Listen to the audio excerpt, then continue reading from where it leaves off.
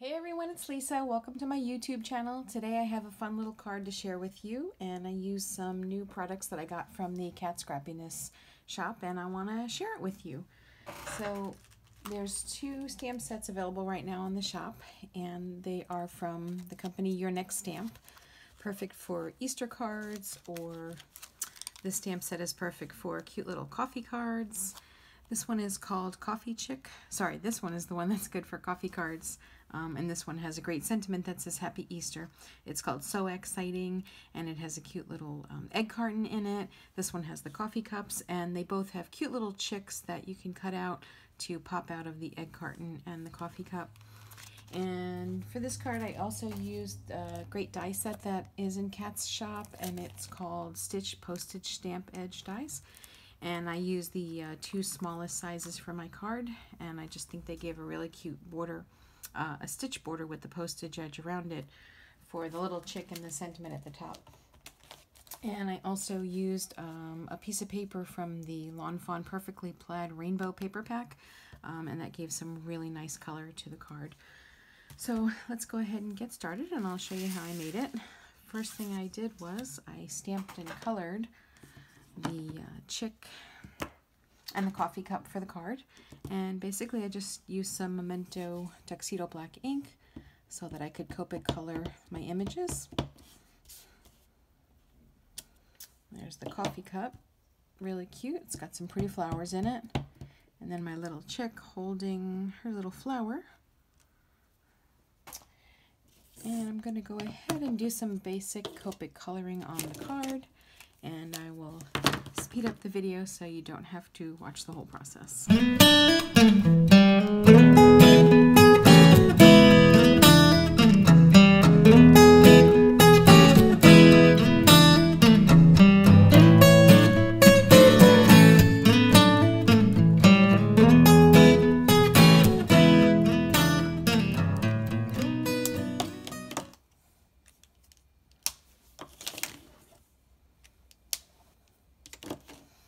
Okay, and there it is, just some quick coloring, like I said, just to get some shading down on the paper.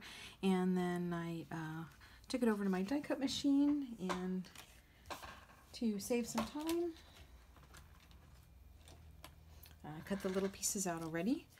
And what I did was, after I cut the two pieces out, I took my X-Acto knife and I cut a little slit into the coffee cup right here at the top, and I trimmed two small pieces off of the bottom of the chick, just at the corners right here and right here, and that way I could slip him into the coffee cup. So cute, looks like he's popping out of the coffee cup. And then what I did was I put a teeny little piece of Scotch tape on the back.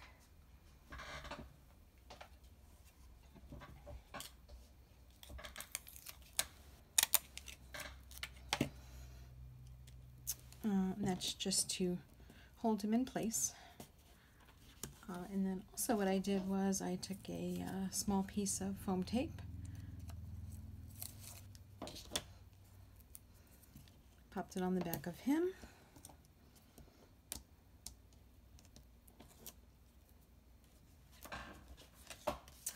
and I popped him up on the rectangle die.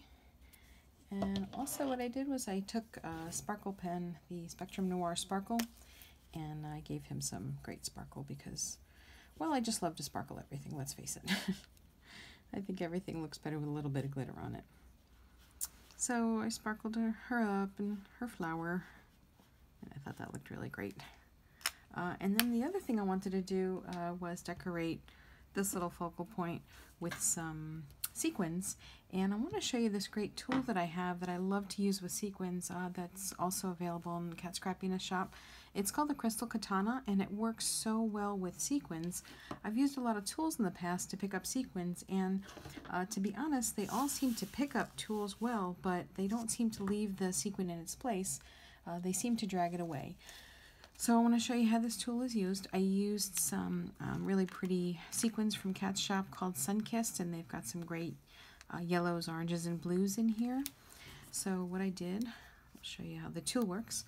Basically just put a little bit of glue down like you normally would, and the tool picks up the sequins wonderfully, and it drops them down and it leaves them in place. And if you guys have had experience with other tools, you know that sometimes it's difficult to get the sequin to stay where it needs to be.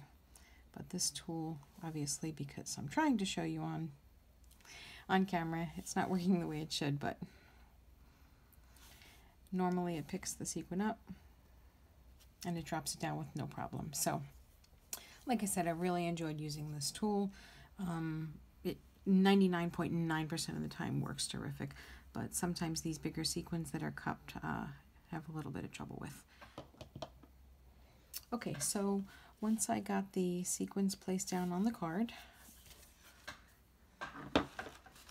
the next step was to, I cut a piece of yellow cardstock to 4 inches by 5 1/4 so that I could layer it on my card. This is just a basic A2 card measuring 4 1/4 by 11, and I ran the yellow piece of paper through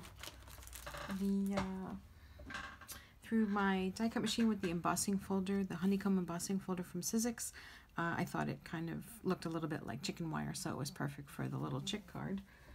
And what I did was I adhered my embossed piece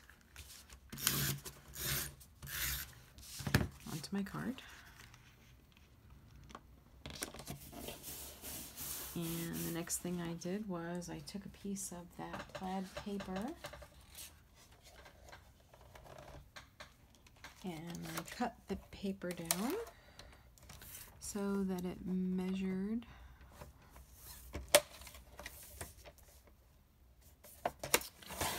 2 inches by 4 1/4 inches. And I adhered that piece of pattern paper down to the card.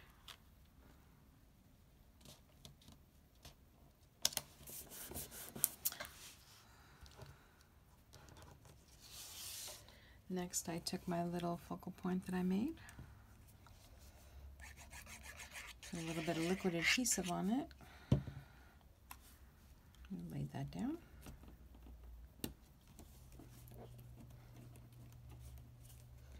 Okay, and then I wanted to show you how I made the little sentiment piece on the top. I have this really pretty ink pad that I got at Michael's from Recollections. It's called an Ombre ink pad, and it's so much fun. It's called Color Splash, and it's got 3 different colors in it. So it's a lot of fun for making different color sentiments or anything that you want to stamp. But in this case, I thought it would be perfect for the Happy Easter sentiment because it matched the colors on the card. So basically, you just stamp it up and you get 3 different colors on the stamp.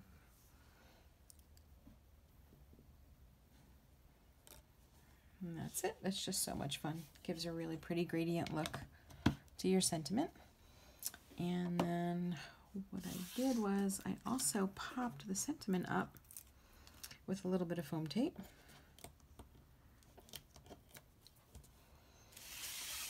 And adhered it to the top of the card. And then to finish the card off, I cut a piece of twine. This twine is from Fawn's lawn trimmings. It's called Lemonade. It's just really fun because it's got a lot of different colors in it. It's got that variegated look to it. So I took a piece of string, put it inside the card,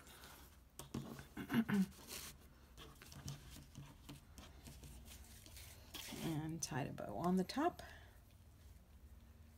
Never a good idea to tie a bow on a video, but here I go. Wish me luck.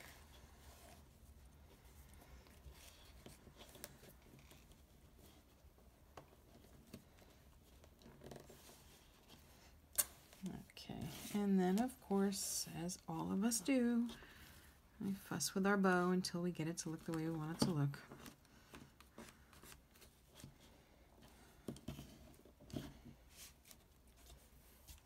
So for the sake of time, we're going to just leave it right there. Trim off the excess. And there you have it.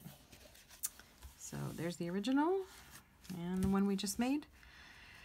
So thank you guys for joining me today. I really do appreciate it. This card was a lot of fun to make. I will link the products in the description box below so that you can head over to the shop and check it out. If you'd like, you can use code LISA10 in the shop. That will give you 10% off of your order. So thank you for joining me again. You guys have a great day and happy crafting.